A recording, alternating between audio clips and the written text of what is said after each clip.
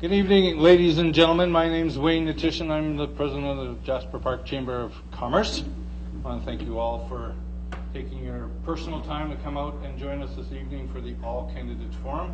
Certainly we want to thank our three candidates here this evening for spending some time to speak about local issues. And on that note, it's my pleasure to introduce our moderator for tonight, Todd Noble, our Jasper Park Chamber of Commerce past president. So Todd, over to you for the festivities.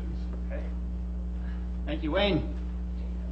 And thank you, everyone, for joining us here this evening. It is one of the most democratic of events, and the opportunity to question those who stepped up to lead our province.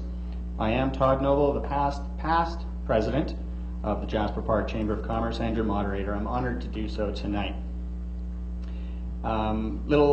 Couple of housekeeping notes. There are refreshments on the back wall here. Bathrooms for both are on this floor, so feel free to access those, and I just ask that you do so with as little disruption as possible.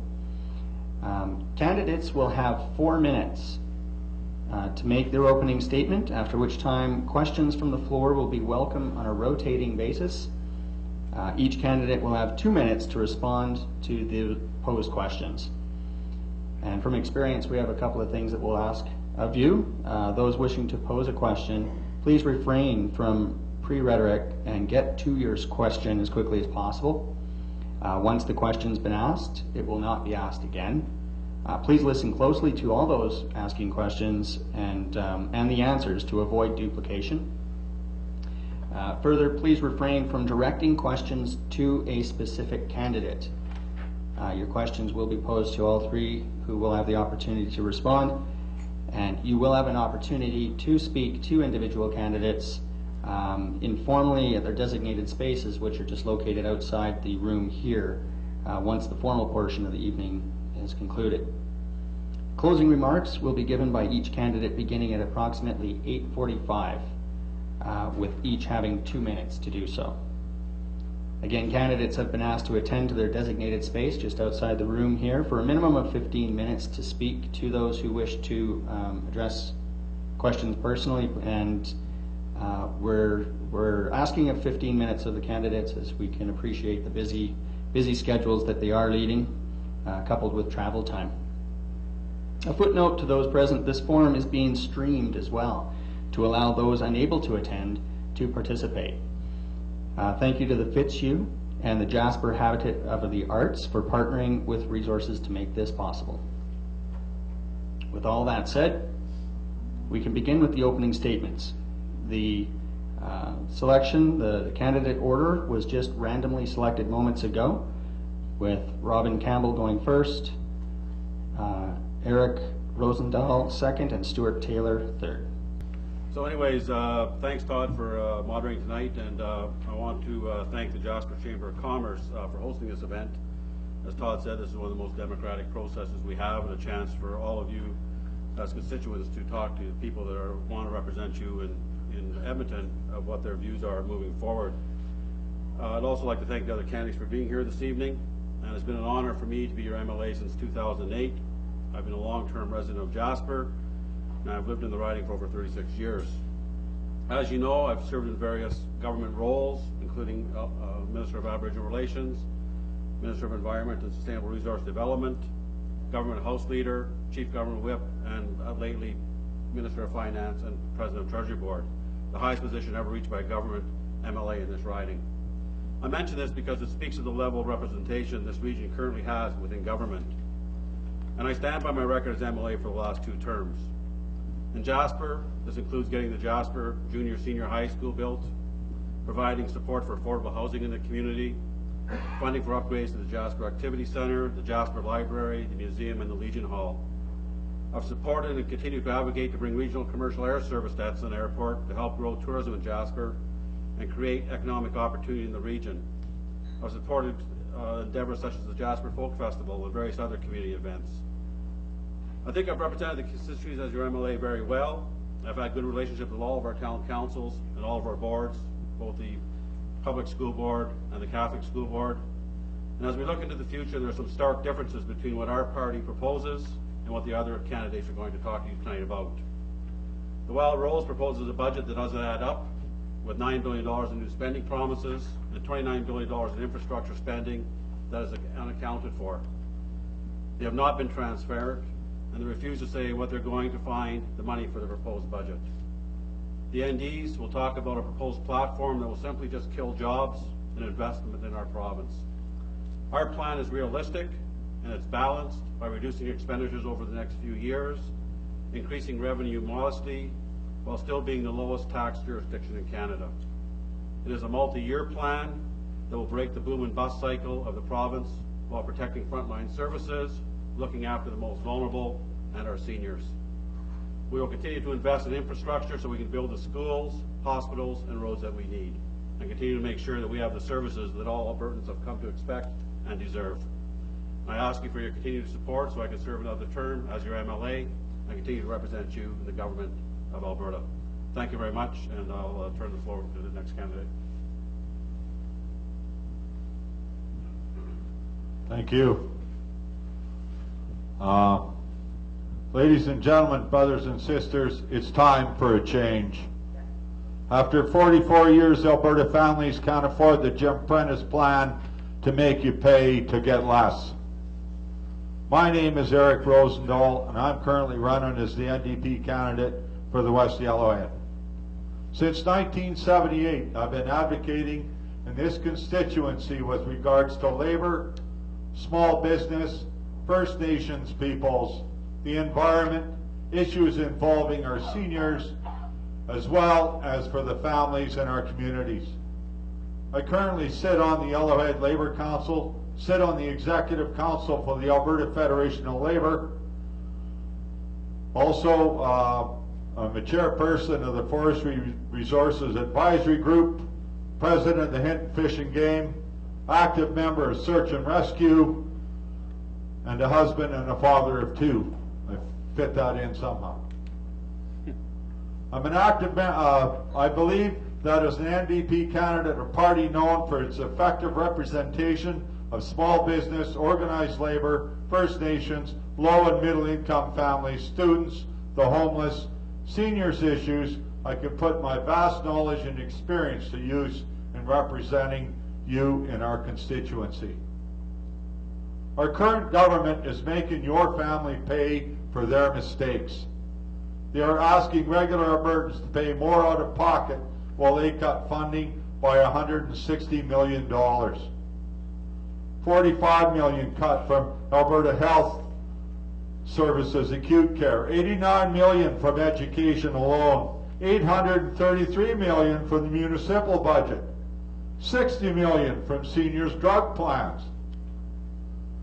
The PCs have not only proposed a waiting room tax, they are also adding a driving tax, a mortgage tax, a marriage tax, but they conveniently forgot the corporate tax.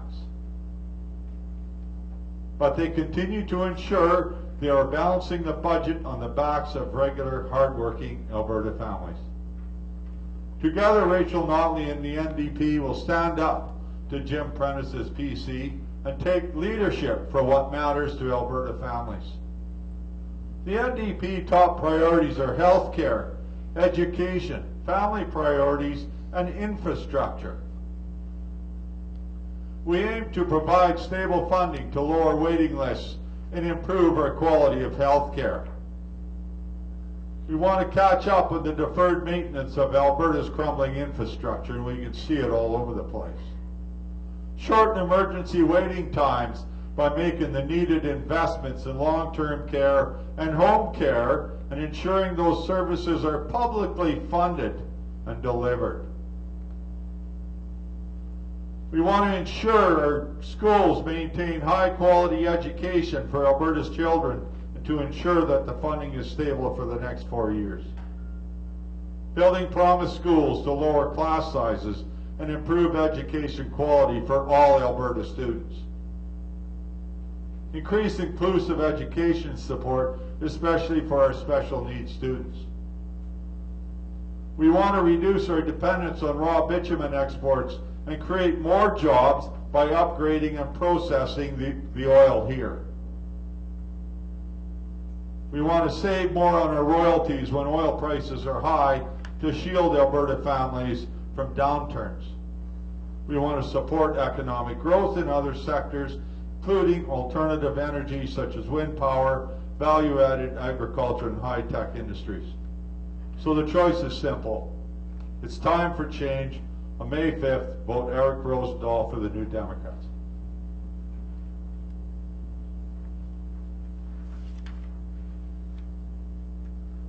I'd like to thank the organizers of this event for this opportunity, and I'd like to thank my fellow candidates for having the courage to put their names forward.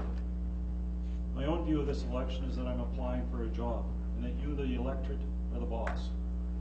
Robin is up for a job review. As a taxpayer and a citizen, permit me 3 quick observations in the area of past performance. Robin's been a key part of the government since 2008. In that time, he and his colleagues have driven the province's annual finances well into the red. In Mr. Campbell's recent budget, he's calling for the province to carry as much debt, so much debt in 2019 that annual interest will be between $1 and $2 billion per year. We could build 30 new seniors' homes per year in the province with that. Robin wants to spend in annual interest on debt. Why? Because he and his colleagues prefer spending and borrowing to sound fiscal management. The government claims that their deficit exists because of oil prices. They're complaining that the oil has fallen below $50 per barrel. Ralph balanced the budget when oil fell below 15, and in the past decade, the budget's been balanced numerous times below 30. Fluctuating oil prices is the real world. That's the world in which government must function. If a government can't manage, then it's not the fault of oil prices, it's a management problem. It's a government spending problem. In a recent speech in Jasper, Mr. Campbell indicated that he and his colleagues have an uncontrollable propensity to spend. When times are good, he said, we spend it like drunken sailors. His words, not mine. Category 2 in this quick performance review is related to infrastructure processes, not infrastructure spending, but process. In other words, how the PC government decides where to build, what to build, and when to build. PC system could be called feel the wind and promise, feel the wind and promise again. PC promising especially occurs at election time when the PC message is vote for me and I'll build you a school, vote for me, I'll build you a hospital, vote for me, you fill in the blank. Wildrose government would open the shutters on the process rather than engaging in political gamesmanship. We'd invite the public into the process. How? You do it by establishing objective criteria that is public and that can be used to measure and prioritize projects. That way everybody knows what project will come next, when and why.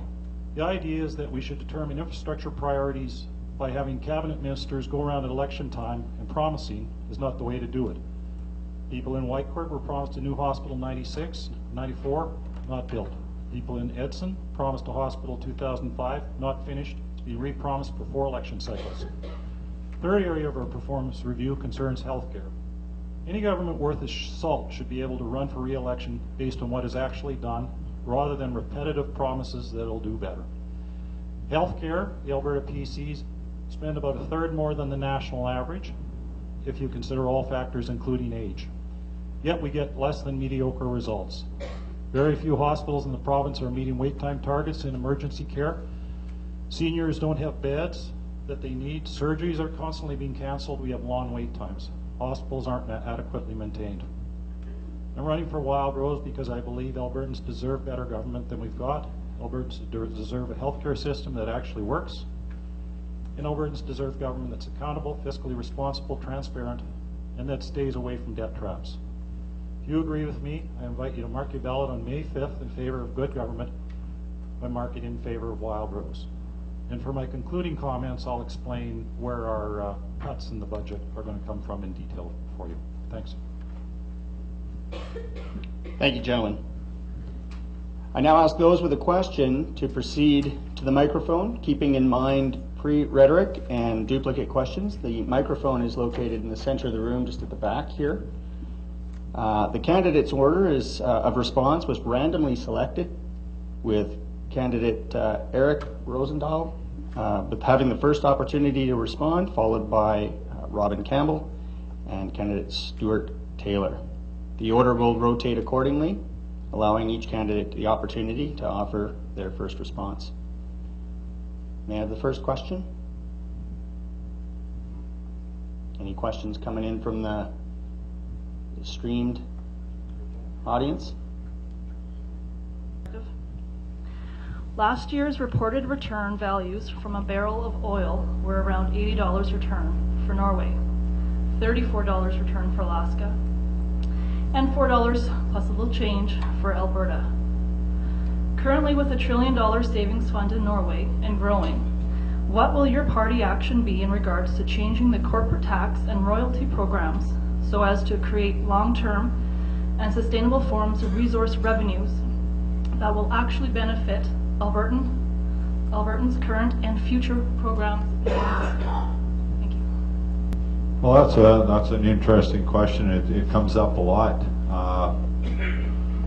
The whole issue here is one of we have to look at our royalties and what our commitment is, that we want to set up a committee.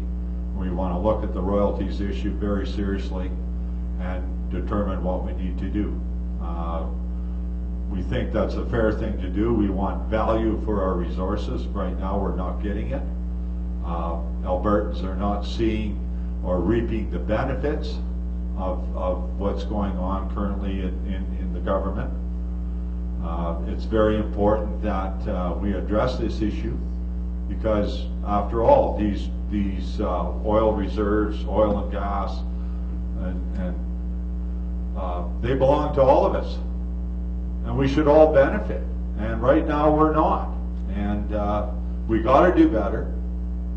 And this is one of the key items that we're saying where we're going to increase our revenue is that we're going to, like I said, set up this committee and look at the royalty issue and go from there, because it is an important thing that we need to do it or address our revenue shortfall. Okay. Well, thanks for the question. And first of all, you know, it's always difficult to compare Alberta with Norway. And I know we hear a lot about it, and people like to get on TV and on the news and say, you know, we should be like Norway. So let me explain some of the problems that we face, or some of the challenges we face as a province. And that's the first situation is we're a province, we're not a country. So we do not have the ability to take our resources and say they just belong to the province of Alberta.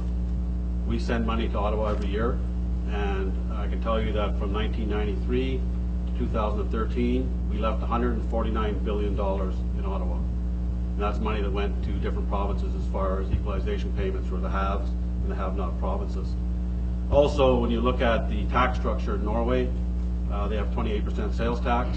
We have no sales tax. They've got about 48% income tax. We have 10% flat tax for people below the taxable income of $100,000, and we've actually went to a more progressive system for people above a taxable income of $100,000.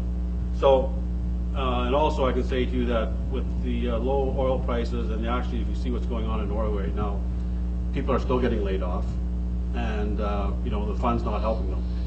So what we have done when we look at our plan moving forward is we need to get out of the boom and bust cycles. We need to make sure that when we fund programming, we have money for those programs, whether times are good or times are bad. So when we look at our 10-year financial plan, you'll see that we're getting off of oil as part of our operating budget. And of that money, we'll take that oil and put it into our Heritage Savings Trust Fund, which will double over the next 10 years. And we'll take that money and put it into paying down some of the infrastructure or building some new infrastructure, depending on what the needs are of the province moving forward. But our main goal is to get off of oil, in the sense that we do not have to depend on it to operate the government anymore. So I think that we're on the right track. I think that you know, we have a pretty good life in Alberta. We have a good education system. We have a good healthcare system. You know, we have good seniors programs. And you know, even with the reduction of oil, we're still going to see between 70 and 80,000 new Canadians come to Alberta this year. Some will be from other provinces, some will be from other parts of the world, but they're coming to Alberta because there's opportunity here. They want to raise their families here. They understand the programs that we have as Albertans. They want to be part of that. So, you know, I think that as we move forward in our 10-year plan, we're just going to continue to make our system better. We're going to be able to continue to offer the the programming that all Albertans need and deserve, and be proud of the province we live in.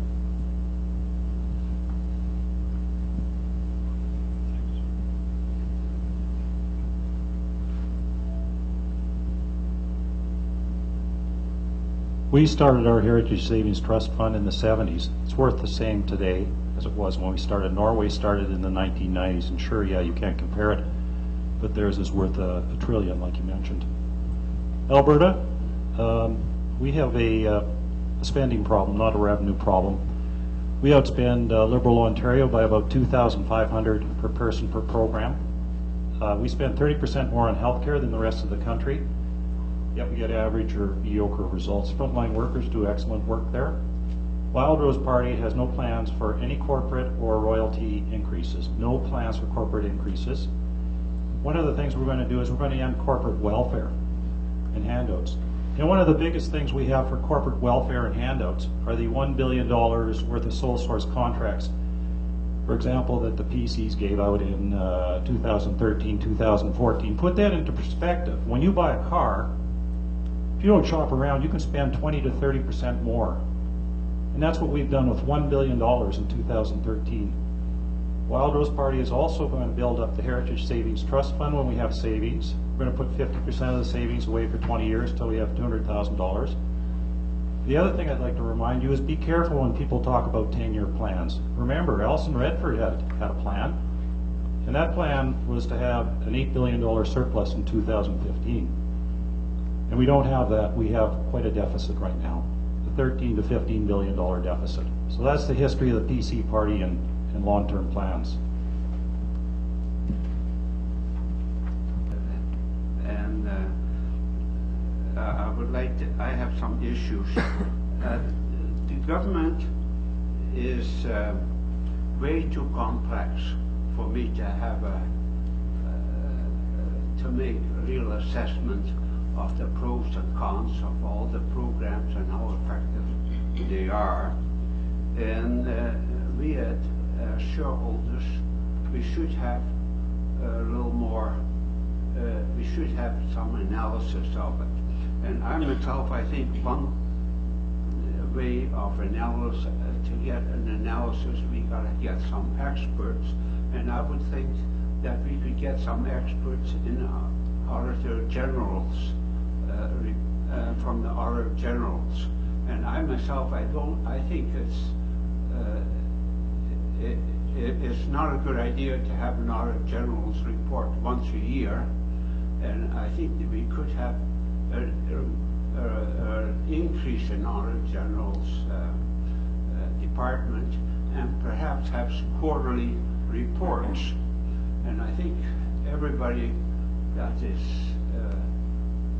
working for the government or is the government, they would be much more careful if the Auditor General was looking over their shoulders. And I'd like to see what your response is to you. And I leave it at that, okay? Sure. The Wild Rose Party believes in a strong Auditor General department, and I think we've seen the value of the Auditor General in providing independence in the past. And the Auditor General doesn't actually report to a political party. It's independent, and that's the power of the Auditor General, and as such it needs to be adequately funded. And so we believe that that's a well-needed, valuable program. Thanks.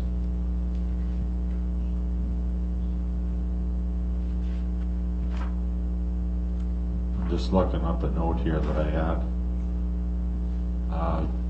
You're absolutely right. We need more honesty, and we need to give the Auditor General's department some meat so that they can do something instead of filing a report and then it's just ignored. That's the problem, is that the PC government has ignored the reports and they just carry on like nothing has happened.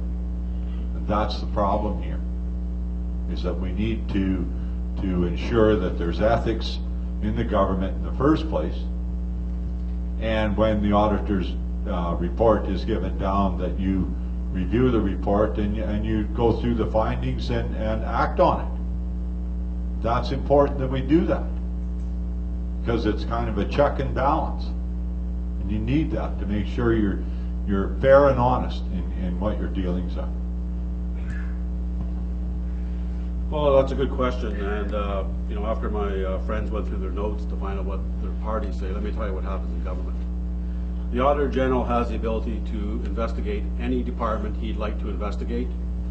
He has full independence of the legislature to do that. I can tell you that the Auditor General's report is public. It's very transparent. I can also say to you that if you go online to the Auditor General's office or any of the departments and look at the Auditor General's report, you'll see that government, I will suggest about 95% of the time, accepts all recommendations of the Auditor General and try to move to make sure that you know, we are doing the right things by the people of Alberta. The government of Alberta is one of the most transparent governments anywhere in the world. Everything that we do is public. Anybody can go online to any department and look at it. The Auditor General, you'll notice, had nothing to say about the budget this year.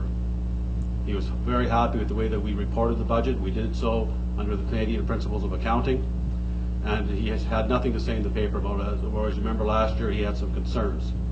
So I've met with the Auditor General on a regular basis. I see him about every 2 to 3 months. We sit down and have a discussion about what we can do to make sure that we're more transparent and more accountable to Albertans, and our budgeting process shows that. So, you know, government is complex, there's no doubt about that. And I think that when you're dealing with a $47 billion corporation, is what government is, and the number of people and number of departments that we have going through that government, it's important to have a strong Auditor General. I think we have one of the best in the country. I was involved in the committee that actually hired him. He's been an Auditor General with the government for about 30 years, and his department has the staffing requirements and the funding to do a first-rate job, and I have full confidence of his abilities and the job he does do on our behalf. My name is Art Jackson. I live in Jasper here, and I've been an Albertan since about the 1850s. My family's been here. And one of our very major resources is now disappearing besides the oil that's been given away. And that major resource is clean water. Clean water is and continues to be the most precious and irreplaceable public resource we have. And it just so happens that provinces like Quebec since 2011, New Brunswick, Nova Scotia, Newfoundland, national governments like Wales, Scotland, Germany, Spain, along with many parts of various states like oil-rich Texas, New York, Maryland, island of Hawaii, the list continues and grows every month. All these particular states and provinces have huge public support, and it enabled them to vote to either ban or place a moratorium on the toxic method of shale gas extraction until it is proven safe from environmental and public health standpoints. So my question for the parties is, what will your party action be regarding the continued and massive toxic fracking currently happening in Alberta, so as to safeguard our public water for use by all current and future life forms? We have a number of things that we're doing in Alberta when it comes to all extraction of our natural resources. Alberta has the most stringent environmental regulations anywhere in the world when it comes to oil and gas extraction, and we're proud of that, and we'll continue to make sure that we are number one in that field.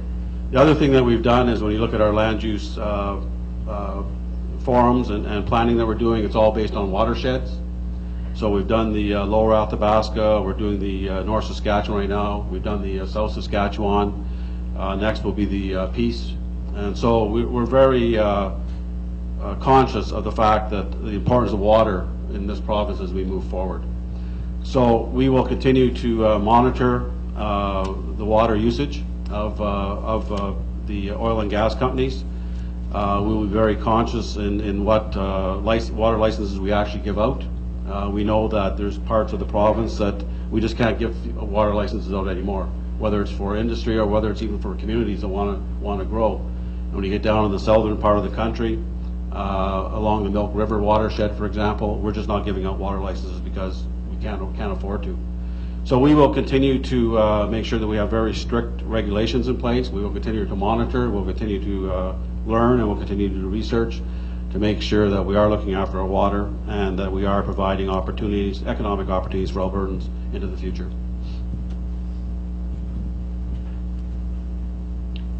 Go ahead, Eric. Yeah. Well, that's a really good question, and the New Democrats give the rating to the PC government on their environmental stuff an F, because they failed on several points. The fracking, well, they just go do wherever without any shortcomings to the environment or anything else. They say they monitor the water usage. Well, how can you monitor water usage when companies are drawing from creeks, and streams and rivers all over the place? The only time they're monitored is when they take potable water from communities that have collection points where the amount that they're taking is actually covered.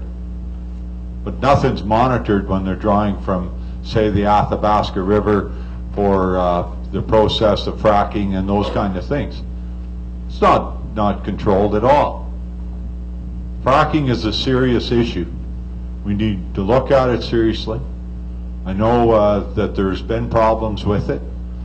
Our party is looking at these things, like I said, very seriously. We take the environment and climate change and all those things very seriously, and we're looking at all those things. And we got to make good, proper decisions based on the environment. Thank you.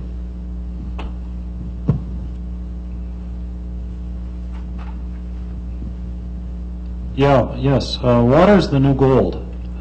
As Robin mentioned, we're running out of water in various parts of the province. Licenses are restricting where we can develop, and the water resource must be looked after very carefully. We have to work with industry in a cooperative manner on a variety of fronts, including gas and fracking.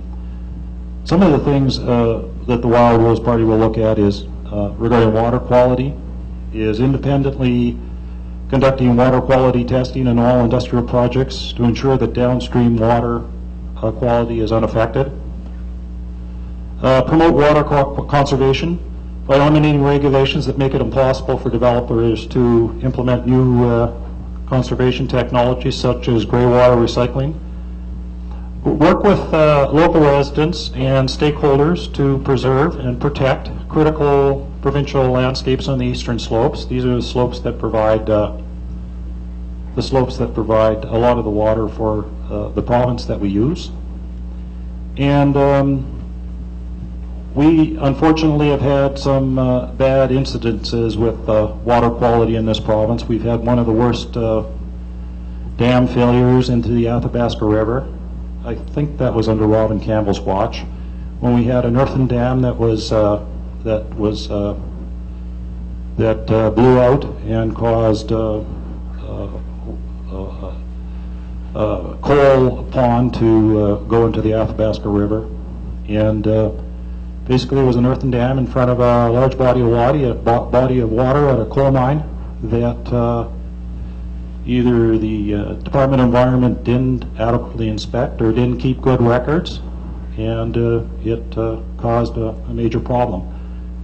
So we do have a lot of regulations regarding the environment, and it's just a matter with a lot of those of just making sure they're followed.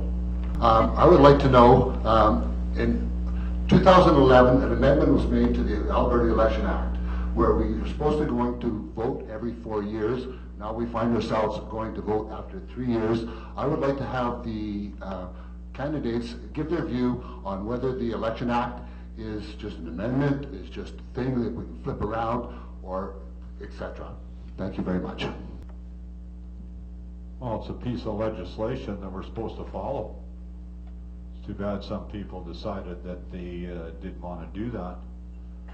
The New Democrats stood up in the House and opposed this, and but PCs and they're putting down their budget, they put their plan together, and they wanted to test the waters, I guess, and here we are. We're in an election, spending millions of dollars on election. outside the jurisdiction of the law. And there's not much more I can say about that. Over to Stuart. Yeah. Stuart Taylor.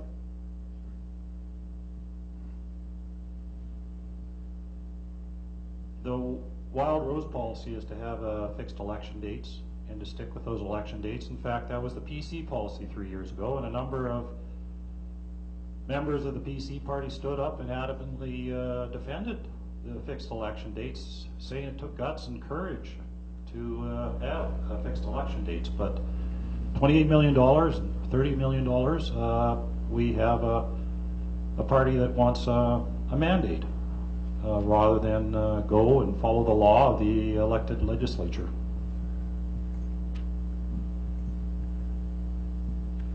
Well, it's it's a very legitimate question. When 2012, when Premier Redford was elected, she talked about elected dates, and we passed that in the House. But times change, and people change, and we unfortunately had to have a leadership review this summer. The party voted in a new leader, and because that party was sitting in government, he became the Premier of the province. That's not a mandate from the people. That is a mandate from the party. And when we looked at the situation we were in moving forward, we could see the price of oil continuing to drop. He wanted to make some changes from his conversation with Albertans over the summer. And we decided to bring the budget in. And then he wanted to call an election so that he gets a mandate from the people of Alberta that as a party and as a government we're headed in the right direction. And when you look at the financial plan that we brought forward, it's quite comprehensive and it's quite different than any other plan we brought forward in the past. And I think it's important for Albertans to be able to look at that, to be able to study it, and to be able to make a decision based on that plan. Nobody in the House talked against this because we weren't in the House when he decided to drop the writ. And no laws were broken. He has the ability to go to the Lieutenant Governor under the legislation and say, I would really like to go and get a mandate. I'm not comfortable as Premier right now without understanding where people want to go. And I can say to you that if we were sitting in the House right now, the opposition would be all saying, you don't have a mandate to do what you're doing, so why are you doing it? So we decided to go out and ask for a mandate. And the people of Alberta will decide whether or not Premier Prentice is headed in the right direction, and is Premier Prentice the people that that want to see their Premier for the next 4 years. I've been through 4 premiers now in 3 years, and I can tell you it's not a lot of fun. So I think it's important that we do get a mandate, and I think it's important that we govern for the next 4 years moving forward. So in 2008, when the recession hit, our federal government took the action of increasing spending to stimulate our government, and that action has been applauded around the world as something that really helped Canada come out of that relatively unscathed. Now, I'd like to hear from each of you why your party either plans to follow or at least emulate those actions in some way and stimulate Alberta's economy in a similar fashion, or why your party plans to do essentially the opposite and drastically cut spending, and what your real reason for that would be. Spending in Alberta is down about 11% in the last year. And like I said before, we're already spending lots of money in Alberta in comparison to the rest of the country. We spend $2,500 more than Ontario, $2,000 per person more than British Columbia, $1,300 more than Canada on average, and we spend 30% more on health care than the rest of the country. So if we were going to get ourselves out of spending, boy, we're experts at it, and we've spent lots of money since the 2008. Ralph Klein left us in 2008 with a $8 billion surplus. The first thing that happened is Robin Campbell and the Stelmack got in, and spending went up 20%. And then there was a number of years of double-digit spending. So we've taken that $8 billion surplus, we've turned it into a deficit. We're going to turn it into a $31 billion deficit by the budget, by the PC's party's own numbers in about 2019. And the trouble with continuing that approach is that that much debt is, according to the current government, $1.8 billion worth of interest.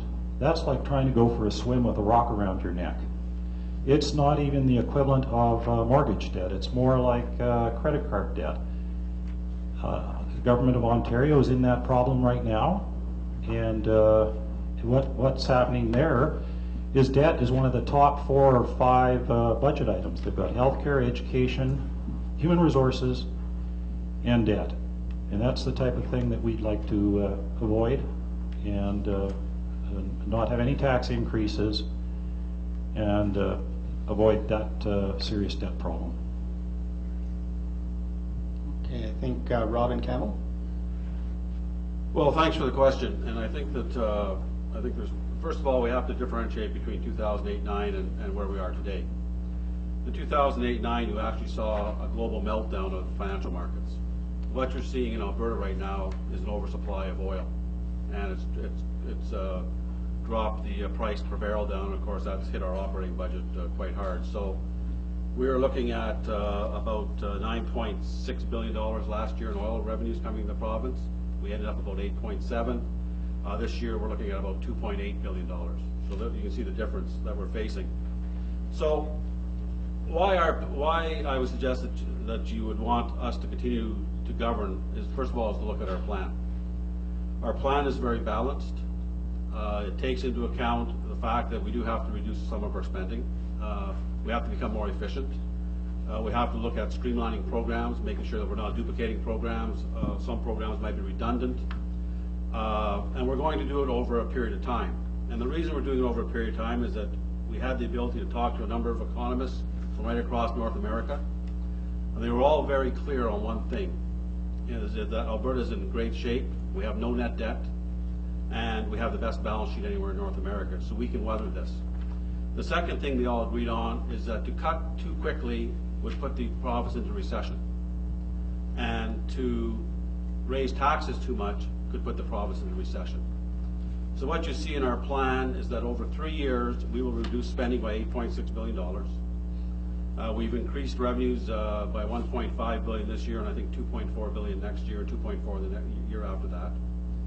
And we are going to use some of our contingency account to make sure that we have a balanced operating budget. We're going to run a small deficit, there's no doubt about that. But we're in a position where we can afford to do that. You know, in 2008, 2009, let me make one thing very clear.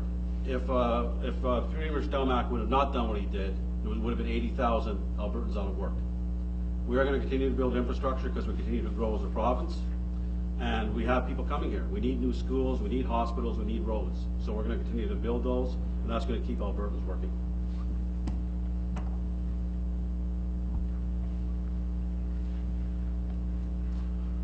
Well, it's very interesting that the other two keep saying that our spending is too high. Our research is showing a different picture. Well, of course we are, Robin. I didn't interrupt you, so be fair. The bottom line here is, it's not a spending problem. We don't believe it is. When we look at what other jurisdictions across Canada are spending on education, health care, seniors care, and all those kind of things, we're right in the thick of things. And in some cases, we're lower than any parts of Canada. So then what's the problem? The answer is simple. It's a revenue one.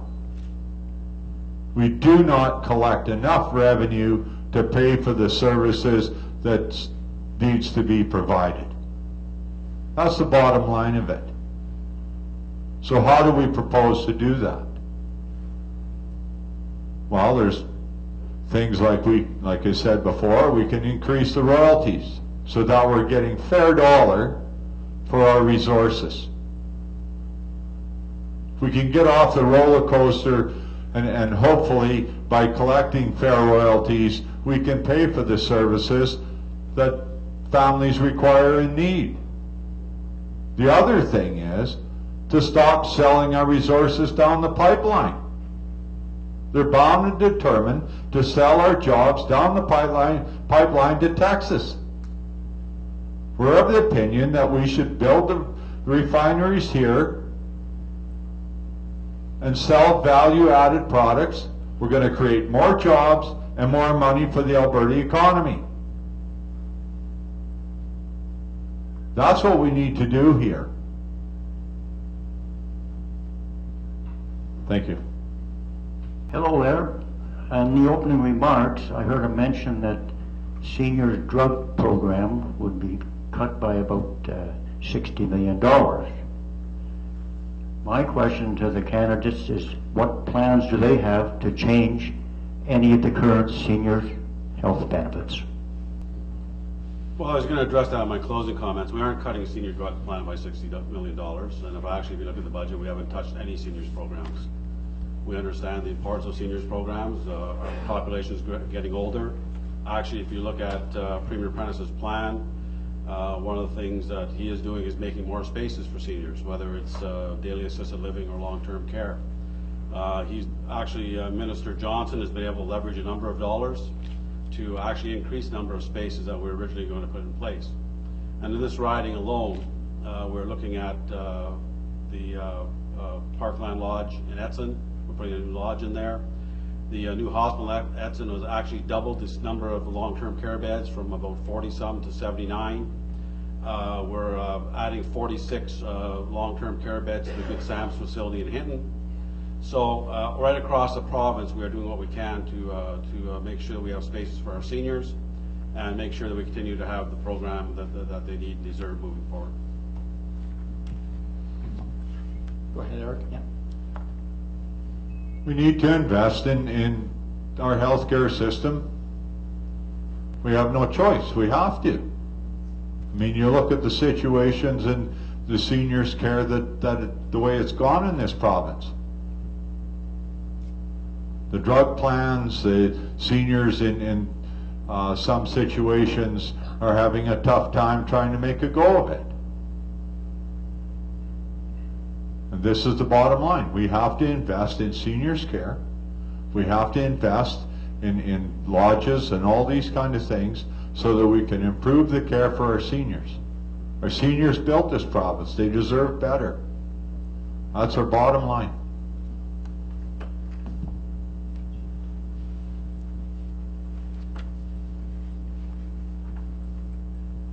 One of the things we'd like to do is reallocate some of the savings that we're going to have, that I'll mention in my concluding remarks, to about $50 million worth of home care and annually increase home care funding thereafter to keep up with enrollment.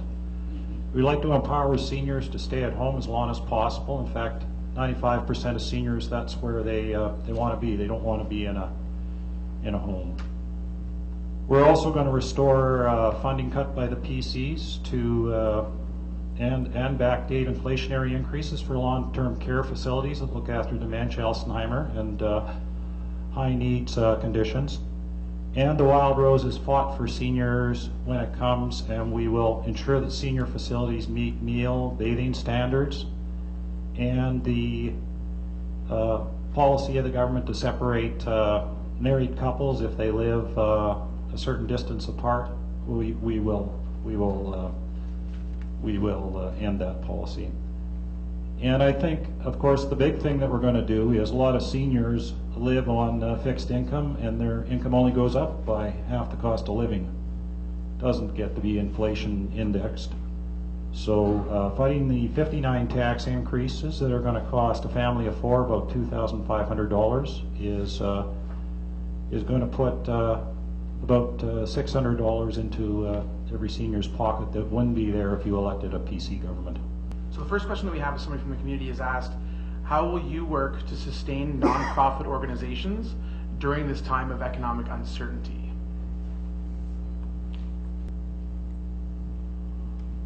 Once again, we need to reinvest in our communities. That's what we have to do.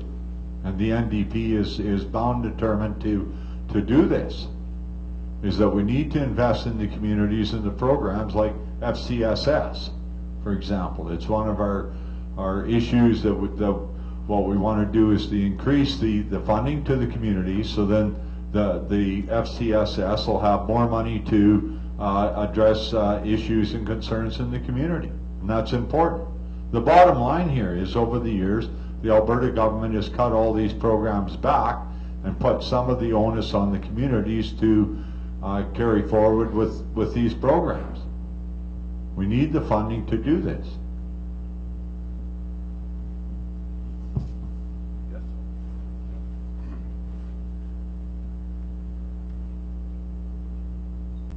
Nonprofits do valuable work in our communities, and we're going to work to increase the charitable donations to make it equivalent to political donations. The PC party, I don't think, knows what they want to do. First they want to decrease it, then they want to increase it. So I think currently they're at, not increase it, but increase it back to what it was. But for example, you give a $250 donation to a political party, you get back an income tax refund of about $200. That's the sort of helping hand up we'd like to give nonprofits, because they do great work.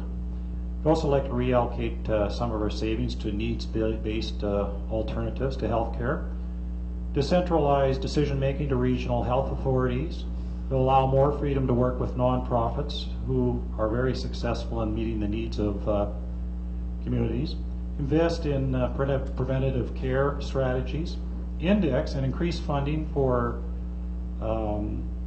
FCSS to the rate of inflation, implement a 5-year funding agreement to community agencies in all areas of continuing care, disability support, and children's services, and make government grants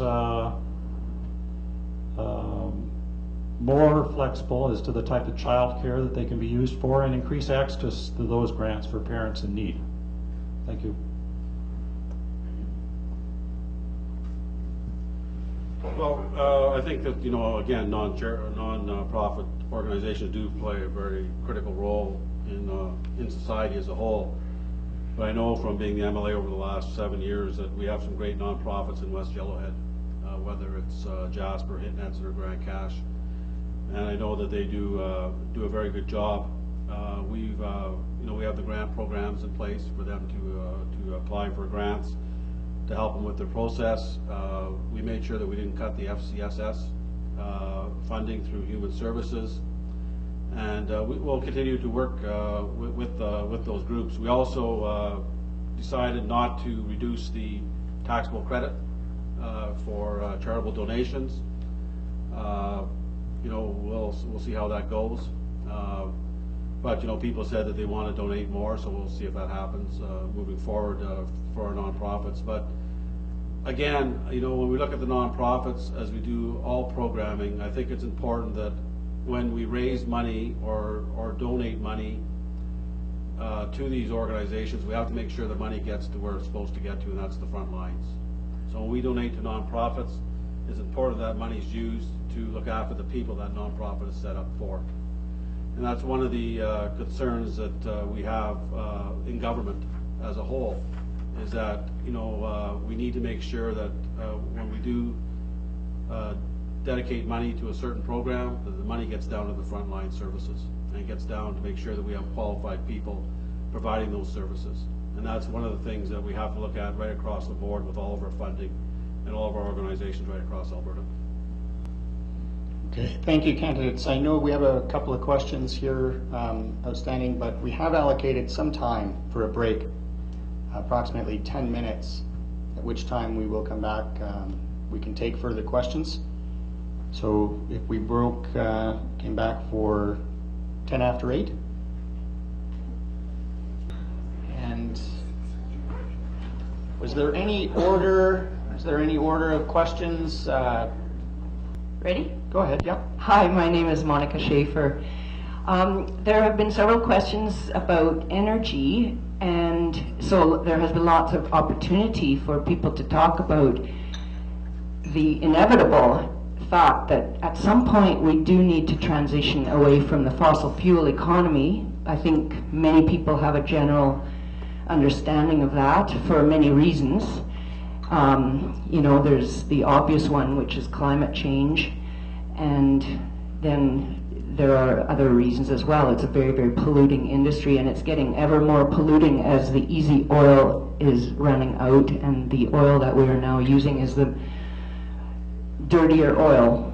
There's much less return on energy input per barrel, so it's just, it's inevitable that we have to transition away, and yet nobody has addressed what your party is planning to do on transitioning us away from the fossil fuel industry and transitioning to sustainable energy, solar, wind, geothermal. In Alberta, we have lots of all of those things. And yes, we're an energy superpower with the tar sands and all this fracking, which I was happy to hear another person ask about. It's a very, very polluting industry. So what is your party planning to do to transition us out? What about feed-in tariffs? These have worked in other parts of the world. It's a very simple mechanism to give a kickstart to some of these other energy sources that are much cleaner. Thank you. We'd like to encourage an active research program in that area and in Alberta's high technology areas. We'd also like to ensure that Alberta's standards for CO2 emissions and pollutants are in line with national and international standards. And we'd like to tighten and strictly enforce the rules and approval mechanisms for regulating air quality, ensure new projects undergo a rigorous cumulative effects assessment to protect air quality. And regarding cleaner energy, we'd like to develop a natural gas and propane strategy to create and expand domestic and international markets for these cleaner burning hydrocarbons in electricity generation, cogen, transportation, and value-added industry inputs. Thank you. Over to Robin. Yeah. Well, you know, we, I think in Alberta, do a very good job of looking after our oil and gas industry. The gas industry, of course, is basically in the tank. We get about $2.85, I think, gigajoule. Brings about $240 million into the government coffers. So as far as expanding any more marketing or looking at what we do with natural gas, there's just so much of it in the world right now that we'll continue to look at investment, and we'll let the industry do what they do best, and that's look at the research and technology, look at the marketing, moving it forward. We have a very good wind program in the province. When you look at southern Alberta and the wind farms, we are producing a lot of energy with wind farms. The problem is that we haven't got the technology yet to store that energy, so it has to be used right away. It's getting better, but it's also very expensive.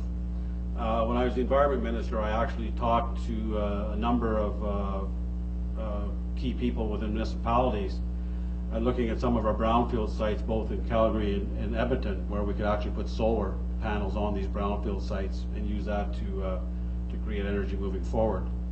But, you know, the fact of the matter is that we are, a province and a jurisdiction that has oil, and we're going to continue to produce it. It creates good-paying jobs. It pays for the infrastructure of this province. It pays for the programs, whether it's healthcare, education, or our seniors. And you know, we have, as I said earlier, we have the most comprehensive and strictest environmental regulations anywhere in the world when it comes to oil and gas extraction. And that's not our government saying that. That comes from third-party reports. The last one that came out was Worley Parsons that did a report right across the world. So we will continue to look at fossil fuels. We'll continue to do what we can to make sure that we're extracting it in the most environmentally sensitive manner possible. And I see the flag waving, so I'll just leave you with this. The Premier has been very clear that if we're going to be an energy leader, we're also going to be an environmental leader. And he's made that very clear to all of us in Cabinet as we move forward. Well, the New Democrats disagree with Robin on their leadership in the environment. Like I said, we gave them an F for a lot of the processes and everything else. And our plan, once we recover, the bottom line here is we got to get our finances in order. And then what we want to do is invest in geothermal, wind power,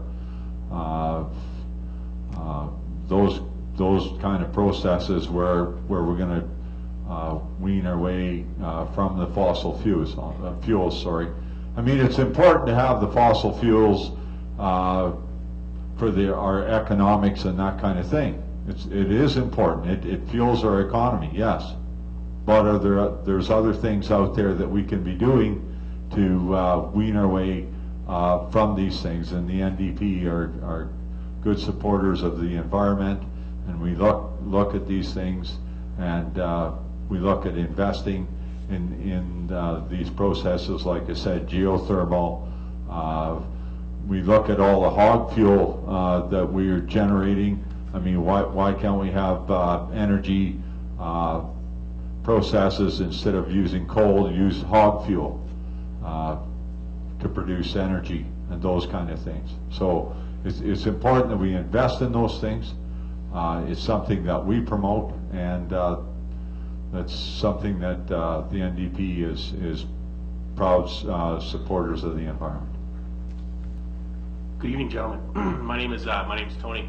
Somebody had alluded to on the panel before we got going here in your introductory statements that this was a job interview. If it doesn't work out for you, I urge you to come back to Jasper and seek employment here in Jasper, as we have lots of frontline positions available. So my question stems around obviously what we plan on doing with the foreign worker policy. So I would ask the panel, what are your policies, or how do you plan on making it more transparent? As an individual who works in the industry daily, I can tell you that if you tell me it's transparent, I would argue that tooth and nail it is not transparent. I would ask you what you plan on doing to attract Canadians, or future Canadians, to come to Alberta to take care of our tourism. We allude to constantly oil as being our #1 producing revenue. It's not. It is leading, obviously, but tourism is right there as well. Maybe not in the billions, such as oil is, but so I guess again I ask you what you plan on doing to attract people to Alberta, Canadians, and what you plan on doing to keep the people we call our family and our friends from around the world. Well, first of all, thanks for the job opportunity, except I don't know if my back can handle changing beds, but I'm willing to give it a try if I'm not successful. You know, I have a real issue with the temporary foreign worker program, and it's real simple. I believe that anybody that comes to this country and works here for 3 years, and their family here, should stay here. And it's not just in Jasper when I look at the tourism industry, because I know how important temporary foreign workers are in Jasper. I live here. I talk to the hoteliers. But you know, it's right across the riding. Whether it's Smitty's or Tim Hortons, or whether it's any other retail outlet in Edson or Grand Cache, these people have come to Canada. They work hard. They're good. They're good citizens. And I just think it's. I just disagree with the fact that, first of all, that we have a quota that we're only allowed 5,500 foreign workers in Alberta. We could triple that easily, and still be short of workers in this province. So it's one of the things that I disagree with the federal government on. I believe, again, if you're here, you've worked here, you've proven yourself, why can't they come to this country and raise a family just like we did? Because we're all immigrants. There's nobody that didn't come from somewhere, whether it's Scotland or Italy or Poland or people that came from Africa, people that came from Mexico. We've all came here to make this province what it is today. So I'm a firm believer in giving these people the opportunity to come here, to set up their homes here, continue to be employed and raise a family. I think it would be great for this town. It'd be great for the province because we have such great multicultural diversity in the province of Alberta. We just should continue to promote that. Over to Stuart. What does that job pay? No, that's all right, thank you. No, that's been a topic for quite some while. A lot of the businesses having difficulties with that program, and what the Wild Rose Party would like to do is work with the federal government on getting more flexibility for the province on this issue, the way Quebec has. And if it's not an easy thing to do, but if we're successful in doing that, then we won't have politics in Eastern Canada affecting made in Alberta type decisions. Of course, as an MLA in this riding, that'd be the kind of issue that I would be aggressively working with businesses to bring forward and make sure that it was constantly brought up. I think another part of the answer involves training and what we're going to do in the Wild Rose Party regarding training and skills training. So in that vein, I'll give you this final part of the answer. Support dual credit programs and partnerships, like in high school and community colleges, so that they can do both together. Decentralize some of the decision making in schools to allow school boards and school regions flexibility for specialized courses and curriculum that allow, for specialized needs that businesses may have. A student loan forgiveness program where a certain percentage of the loan could be forgiven for areas, trades or specialized trades that have labor shortages.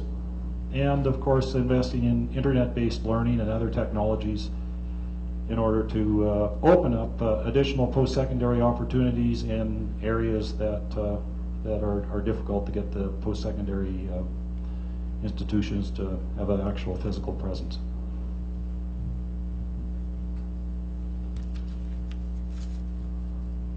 Well, the temporary foreign worker problem is huge.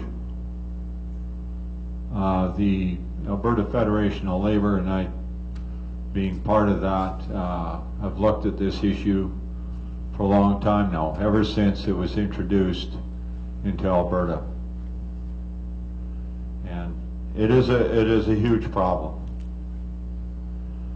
In our opinion, it's bad for Canadian jobs because it hurts Canadians. Our bottom line is they should be hiring Canadians at fair wages. And the bottom line here, the temporary foreign worker problem lowers wages and working standards because they take advantage of these workers. A lot of businesses that we have pointed out in our investigations, and we investigated a lot, and we found abuses. I'm not saying that all businesses do, but there's some that have, and that's bad. The bottom line is, yeah, if we're going to bring workers in from other countries, why don't we treat them as immigrants? Bring them over here as immigrants. Make them Canadians. That's far better, because then they're contributing to our economy. They're not here for 3 years and then sent back to the country of origin. And that's what we're saying. Bring them over here as immigrants. Absolutely. We've got many Canadians that are unemployed, or Indigenous peoples, workers down east. We can move Canadians around Canada and provide jobs, but we got to pay fair wages, and that is the other thing too. Thank you. Good evening, gentlemen. My name is Harry Holm. I'm a local yokel here in Jasper, and I'd like to welcome you, gentlemen. Coming here as a former trustee, I have great respect for politicians because I know what you can get for the other side of the story too. And I would like to remind everyone here, as a Canadian, as an Albertan, that regardless of what we might think, we're very, very fortunate to live in Canada, in this province. we're so far ahead of other people. And I'd like to say, as a railroader, I support public transportation. I'm anti-pipelines. Sorry, Robin, but I prefer to see the railroad handle oil properly. But I would like to say, on behalf of our town, this is a tourist town. It's the gem of the Rockies. It's a place many people want to go. And I'd like to suggest that I'd like to hear you gentlemen have to say about tourism and alternative tourism, such as medical tourism. For what we need in this town is year-round tourism, and we can do that. And I'd like to suggest to you that there's a very, very fertile field for that. I'd like to hear your comments, please. Thank you. Definitely, it's something that we need to promote is promote tourism for sure. There's communities like Jasper, communities like Canmore and Banff. We need to promote tourism. It brings in economy to the community and that sort of thing. We're all for it. We're promoting that for sure. Yeah, over to Stuart. Your question was related to medical tourism, I believe? Yeah? That is correct. That is certainly one of them, yes. Sure.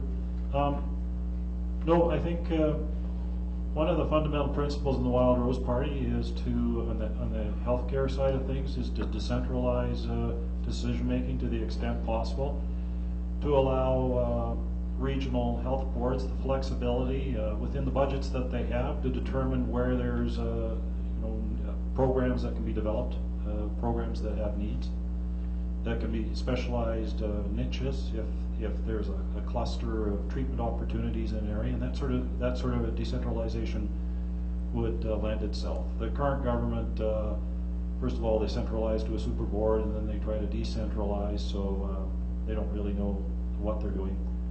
The other answer with respect to tourism and the town of Jasper, I think, goes to one of the Fitzhugh questions, and that was related to the funding model for municipalities in this town, and how the provincial funding model doesn't fit too well because it's based on roads and a few other things.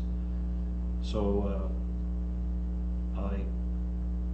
I think that's an opportunity for a party like the Wild Rose to work with communities like Banff and Canmore on a resort-based model, like some of the councillors are talking about. And the advantage of a party with free votes in the legislature is that that party would have a higher chance of success, whoever the MLAs would be in those communities. And once the three communities did get a proposal together, particularly that was supported by businesses, perhaps along the lines of the Whistler model that they were talking about, that would give an aggressive MLA and a free vote system a good opportunity to bring something forward. Well, thanks, Harry. And I'm not going to argue pipelines versus trains because both create jobs, and I know how important the railway is to Jasper.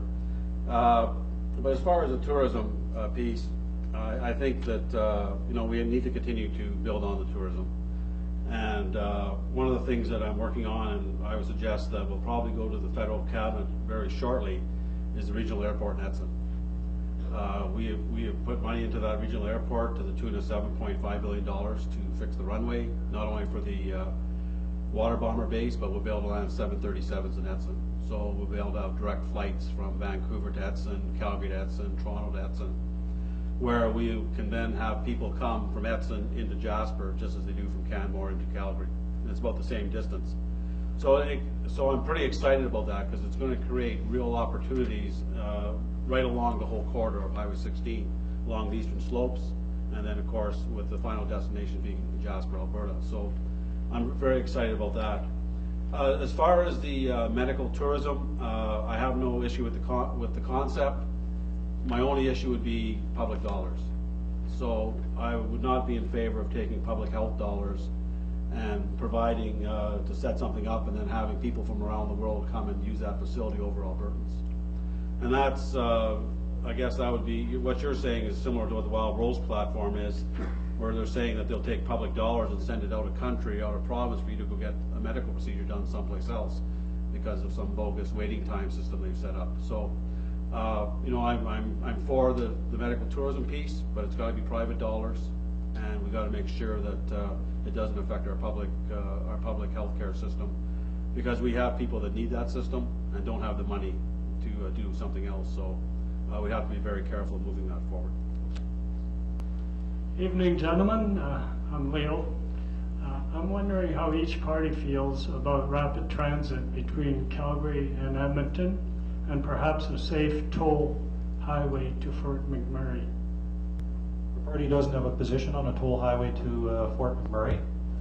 And regarding rapid transit, one of the things we'd like to, one of the programs that we'd actually like to cancel is the $3.2 million experimental CO2 pump air into the ground in order to put some of those resources into rapid transit, which we think is a meaningful way to help move people around.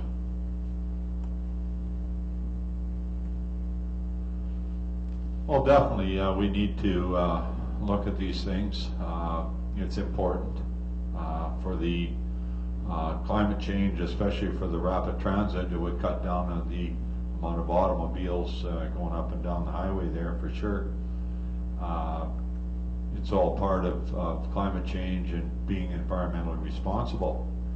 The highway, however, to Fort McMurray, that needs to be fixed up under the infrastructure. Problems with the infrastructure in this province has been horribly lacking. You look at the number of deaths on that highway on a regular basis. It needs to be twinned all the way up there to prevent these injuries to people, workers, and it has to be done soon. And that's where the NDs are very straightforward, saying that we need to invest in our infrastructure to get it up to standards.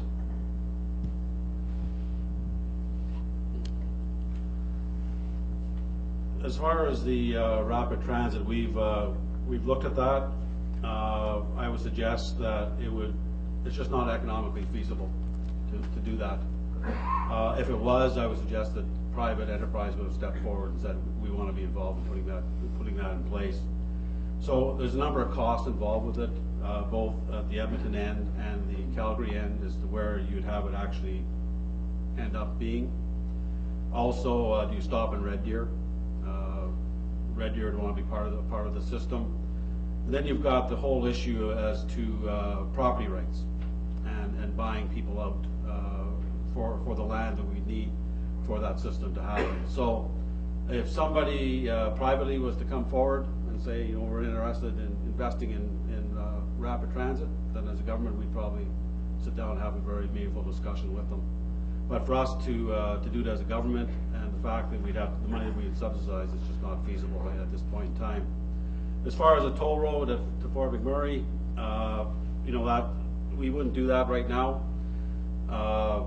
Again, it would be a hardship to residents up there. The cost of administration of some of the things that go on would be very difficult and complex. We have looked at the idea of maybe putting some toll roads in place or toll bridges around Alberta to help with the infrastructure. Right now, we are twinning that highway as quickly as we can. I don't know how well you know the area around Fort McMurray, but getting there, we're going through some real muskeg issues, so that's causing us some issues. We can't do work when migratory birds are nesting, so that causes issues. We can't do work when caribou are calving or migrating, so that causes some issues. So, you know, we haven't got Highway 63 done as quick as we'd like to, but we are spending a lot of money on it. It will be twinned, you know, and hopefully that will reduce some of the fatalities. But, you know, at the end of the day, I'll say this: speed kills. And we can do all the work we want and all the infrastructure, but if people continue to speed, and people continue to pass on double lines and on corners, people are still going to die. So we'll continue to put the best roads in place we can, but people have to become responsible in their driving habits, and we're seeing it right across the province today. But that's not my question. I'd like to ask a question about food banks. food banks were set up as a temporary measure in the mid-70s. And here we are 45 years later with food banks reporting record numbers, and numbers are increasing year after year. Largely this is due to the high cost of living in Alberta. We have the second lowest wages in the country. We have increasingly part-time jobs that we're seeing in this province, and jobs with no benefits, and therefore more and more people are coming to the food banks. If elected, what will your party do to eliminate the need for food banks in Alberta? Well, thanks for the question. I think that when you look at the budget that we brought down, you'll see that we have increased actually doubled the family tax credit, and we also introduced the new family supplement credit for working families below $41,000. So we want to make sure that the most vulnerable can make sure they can feed their kids, make sure they can clothe them, and make sure that that they get the education they deserve. So we've brought that forward in this budget. I think it'll make in discussing with people in the urban centers in particular, they're very enthused about that. They think it's going to help as we move forward. We do have the highest wages across the country, and that does cause some concern. And we see it in Jasper, for example. We see it in Hinton and Etson, Grand Cache, where we have people in the natural resource industry making money, and then we have people in the service industry, having to live in that same town and look at the rent, because it's based on what you make if you're at the mine or working in the forestry or oil and gas. So we've brought in the programs, we've brought in the tax credits, and we think that's a good start moving forward. We will continue to work with our Human Services Department to make sure that we are providing opportunities for our most vulnerable, because we understand that not everybody has the same success all the time in life, and we have to make sure that we're giving those people a hand up and help them move forward into the future. I can go over to Stuart, actually.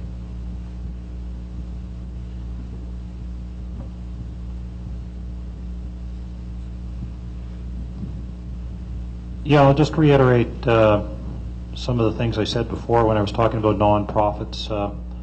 One of the strategies to make them more sustainable is the charitable deduction topic that I mentioned before, or to work to make the charitable deductions equal to political deductions, and that's the $250 get back $200 thing. Of course, it's scaled. And that gives agencies like food banks a real help up, I believe, in getting donations. Also, decentralizing decision-making to regional authorities to allow more freedom to work with non-flexibles, non-profits who are very successful in meeting the needs in the community. And implementing a 5-year agreement with community agencies in all areas of continuing that support children's services. Thank you. Well, this is a real problem. The NDs look at it that there's lots of things that we need to do to improve, like invest in childcare, creating new spaces, improving affordability and quality and access. We'll move forward to a $25 a day in care for quality care centers. I mean, some women got to pay horrendous amount of money just for one child in childcare.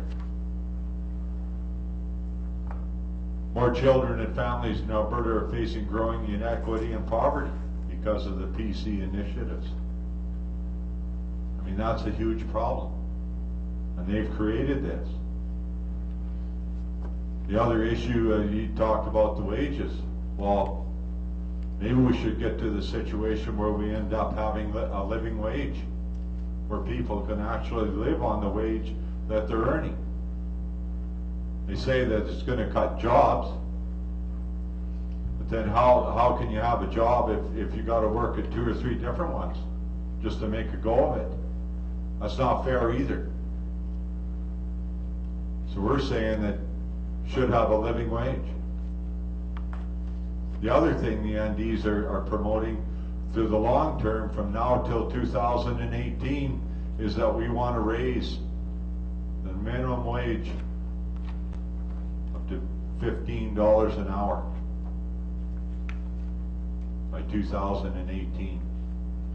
Because in that way, people can earn a decent living and be able to afford to live in some of these communities. And with these other programs that we introduce, for example, $25 a day child care, and programs like that will help families proceed, progress, and that kind of thing. It's important to invest in our families. There's far too many people that are going to the food banks, far too many people that are going to different shelters and everything else to try and make ends meet under our province with the resources that we have. Thank you. I'm Ray Knight. Just a simple question here. Since the price of oil, the bottom fell out of it, how do you gentlemen propose to get all that extra revenue you're talking about? Could you explain that to me, please? Well, like I said in my opening remarks, and from one of the other questions, I believe, is that we want to set up this committee to look at our royalty review. It's pretty obvious when we've got the lowest royalties anywhere in the industrialized world.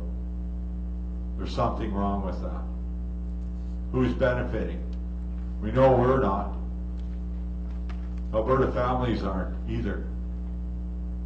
We got to do better. We got to look at that very seriously. Get better value for the resources that we have. The other thing we got to do, and we're proposing, is a corporate sales tax. I know to add another tax, yeah, okay, it's not good. But that's what we're proposing, to increase corporate sales tax by 2%. Right now, corporations in Alberta pay 10. We're saying we want to increase it to 12. That way it'll help increase our revenue so that we can provide the programs and needs for our families to cover health care, education, and help our seniors. There's no other way we can do it. And by 2018, the way we're looking at it, with our plan, we're saying we can bring in a balanced budget by 2018, by looking at all the figures that we have. Thank you. Stuart? We have no plans for tax increases. Prentice says he can't balance the budget, but that we needn't worry because the PCs have a plan. Well, Alison Redford couldn't balance the budget either, so she said we needn't worry. She had a plan too. Albertans were told that by 2015 we would have a surplus of $5 billion.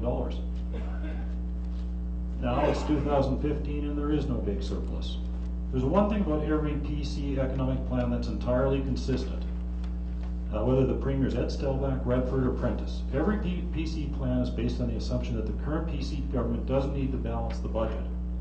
Every PC plan has said that a deficit today is okay because it's the road that will lead to balanced budgets. And yet the balanced budgets never arrive. So we're going to work on a detailed plan to provide cuts to the government. We've had the very same experts that the PCs have relied on to look at their plans, look at ours. We're going to be looking at cutting cabinet and size of Premier's office, capping executive pay, reducing GOA managers by 33% in the government. We have a manager-staff ratio of 1 to 5, private industry norms about 1 to 20. Freezing manager salaries. This will save about $308 million in 2017. We'll end sole source contracting. I mentioned $1 billion. And corporate welfare, zero-based budgeting reviews, stronger AG and wastebuster programs saves $1.35 billion in 2017. 50% less AOH, health services managers, redirected to frontline workers. 50% less consultants, GOA travel advertising, conference budgets, communication staff. Good cabinet minister never travels anywhere without his communication staff. We probably have one right here right now. That saves $297,000 million. Lower interest payments on debt and stretching the current capital plan from 5 to 6 years saves $1.6 billion in 2017.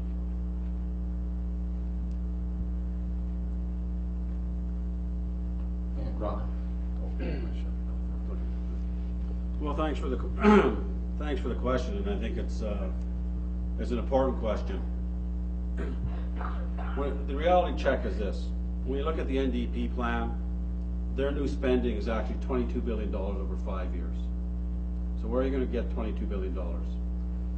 You know, you can talk about raising corporate taxes.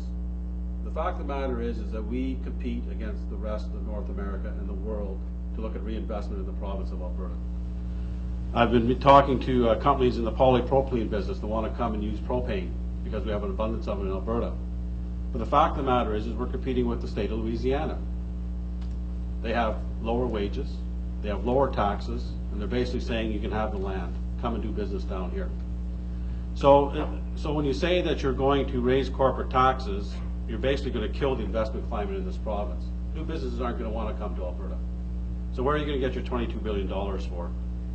When I look at the Wild Rose proposed budget, they need to find $29 billion over 5 years to fund $20 billion unfunded infrastructure projects and $9 billion in spending promises. Even if they terminated every employee in the government of Alberta, leaving aside health care, it would still account for less than $6 billion in the budget. By cutting or eliminating 800 physicians, 1,000 nurses, and 1,000 teachers, it would still account for only about $5 billion in the budget. So the fact of the matter is that they're not being honest with you, they're not being transparent about their budget, and they're not talking about the negative consequences that would have on Albertans and their families. They would have to raise the equivalent of a 6% sales tax or hope that oil is $111 a barrel for the next 5 years to balance their budget.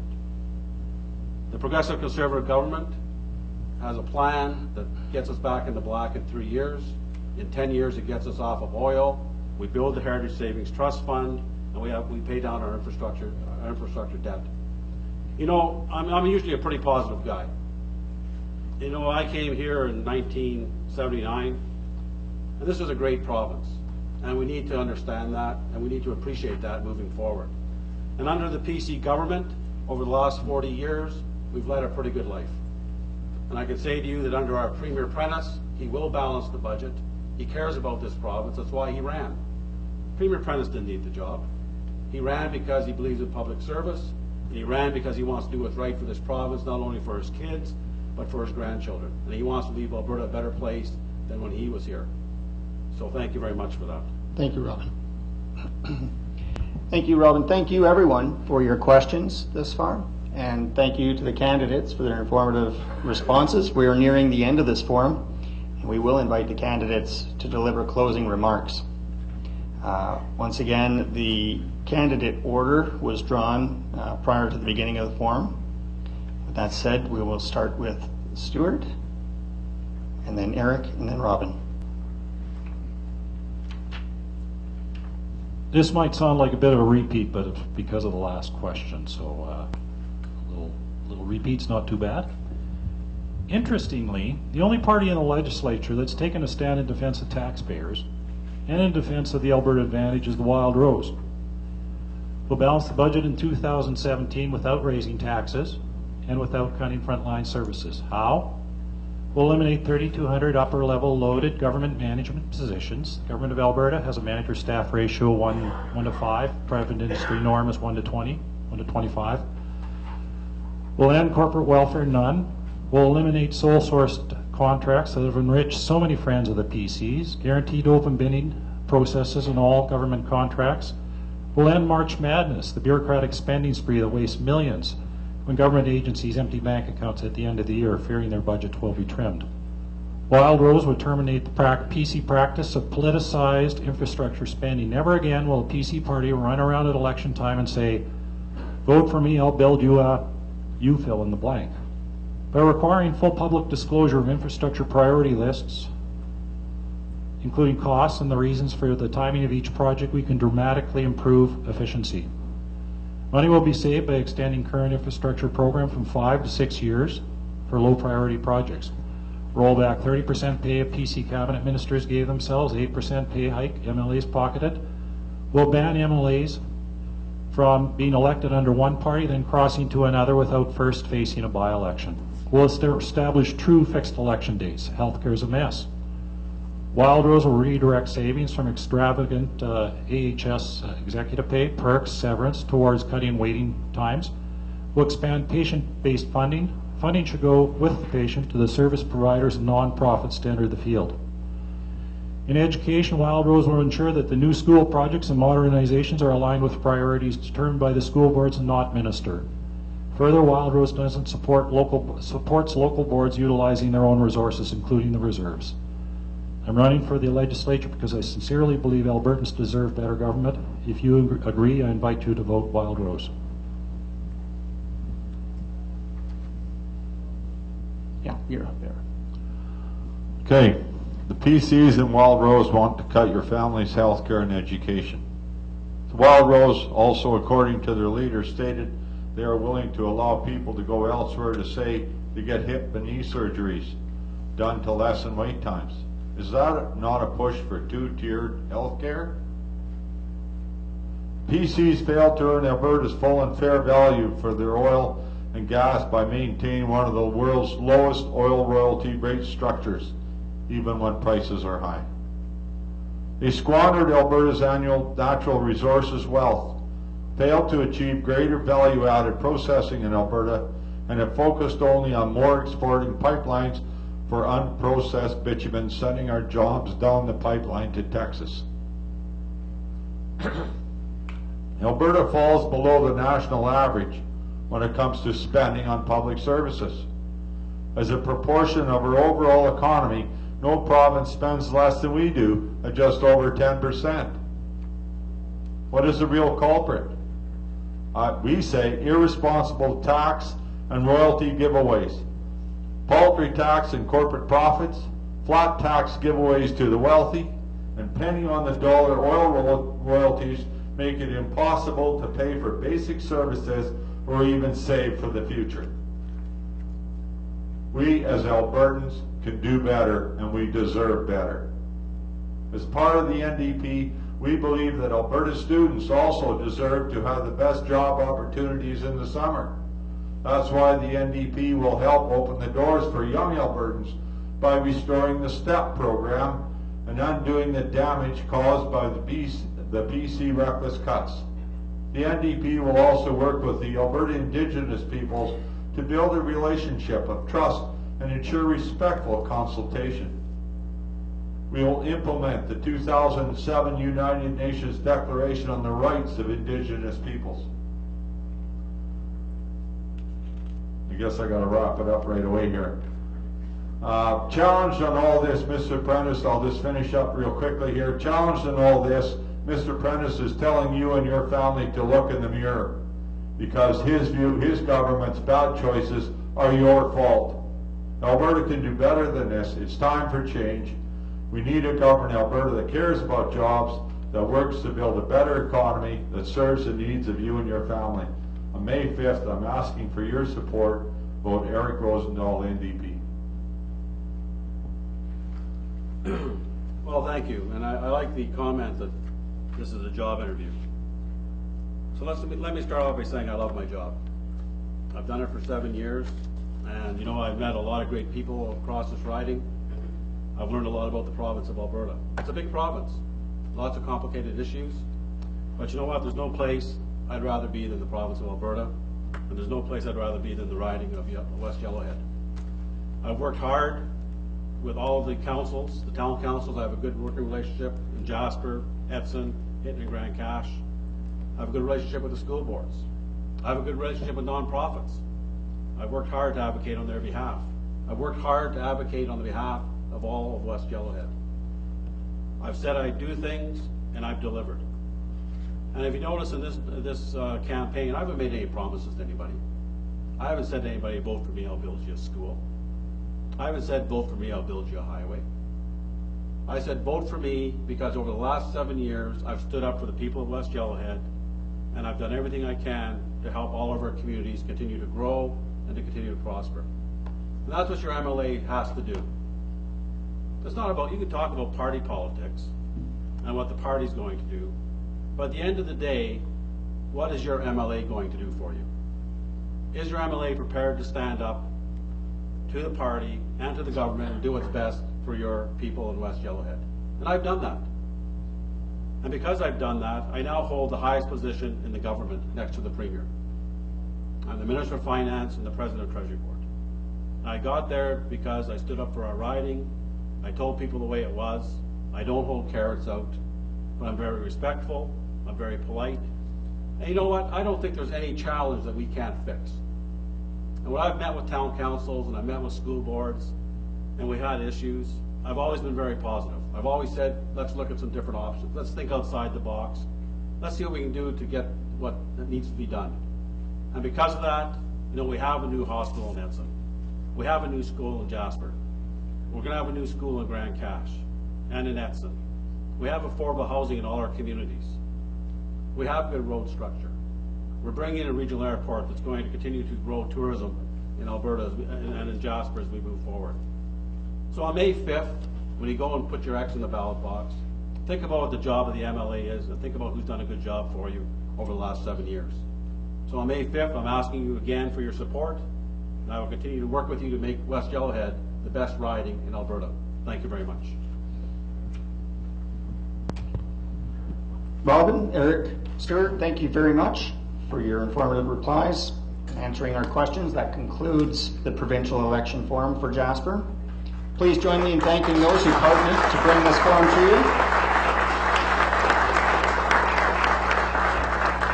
Jasper Park Chamber of Commerce, Jasper Habitat for the Arts for streaming this event, and finally to the Fitzhugh for providing resources to supporting the streaming. I wish everyone a pleasant evening, and close with a reminder to vote at either an advance poll or on Election Day, May 5th, 2015. Voter information is posted at the back of the room and available online at www.elections.ab.ca. Good evening, everyone.